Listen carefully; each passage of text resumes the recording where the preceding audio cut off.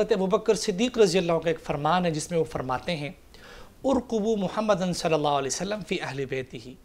کہ حضور اقدس صلی اللہ علیہ وسلم کی محبت کو ان کی اہل بیت میں تلاش کرو۔ اگر آپ چاہتے ہو کہ آپ حضور اقدس صلی اللہ علیہ وسلم کو خوش کرو تو ان کے اہل بیت سے آپ حسن سلوک کرو۔ اور دوسری روایت جو ہمارے ڈاکٹر صاحب نے بیان فرمائی، تفصیل سے بیان فرمائی،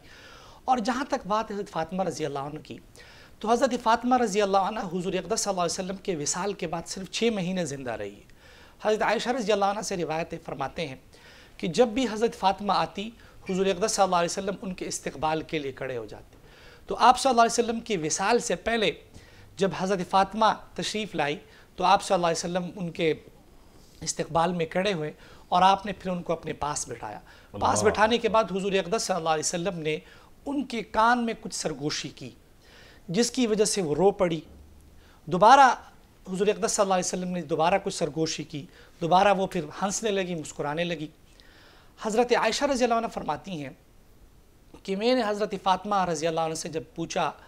تو انہوں نے فرمایا کہ نہیں، یہ راز کی بات ہے۔ لیکن جب آپ صلی اللہ علیہ وسلم کا وصال ہوا اور میں نے دوبارہ پوچھا کہ آپ صلی اللہ علیہ وسلم نے کیا سرگوشی فرمائی تھی، تو حضرت فاطمہ رضی اللہ عنہ فرماتی ہیں کہ پہلی بار جب میں رو پڑی اس وقت آپ صلی اللہ علیہ وسلم نے یہ سرگوشی فرمائی کہ حضرت جبریل ہر سال رمضان المبارک میں ایک بار قرآن مجید کا ورد اور دور اور گردان میرے ساتھ کرتے ہیں، لیکن اس رمضان المبارک میں انہوں نے قرآن مجید کا 2 بار ورد کیا،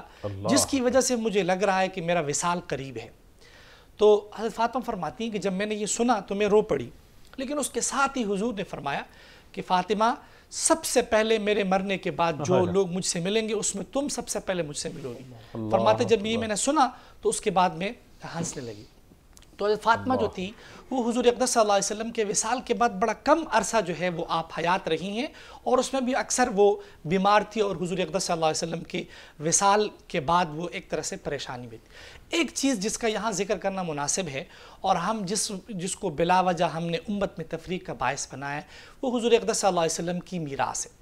اس بات کے اوپر امت کا اجماع ہے اور اس کے اوپر کئی روایات ہے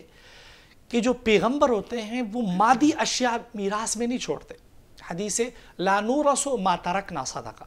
حضور نے فرمایا کہ ہماری کوئی وراثت نہیں جاری ہوتی، جو ہم چھوڑ دیتے ہیں وہ ایک صدقہ ہوتا ہے، پوری امت کے لیے ہوتا ہے۔ اور آپ کی جو میراث ہے وہ علوم نبوت اصل میراث ہے پیغمبروں کی، پیغمبر کا جو دین ہوتا ہے، پیغمبر کے جو علوم ہوتے ہیں وہ اصل میراث ہے۔